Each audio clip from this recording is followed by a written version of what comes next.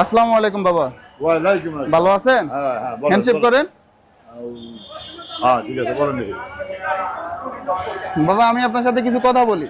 হ্যাঁ, বলেন। আমার বাপের এখন দেশটা- শুনুন, আমি বলি আপনারে, হ্যাঁ আমার বাপের দেশটা চাঁদপুর, আমার দেশটা বাংলাদেশ, আমি বাংলাদেশের নাগরিক।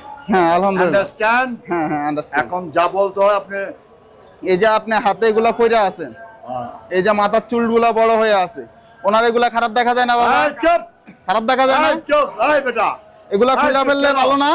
এই, আসেন আমার সাথে। এই, এই, হাতটা ধর, এই বেটা, এই, খাড়া, এই, হাঁটা ধর।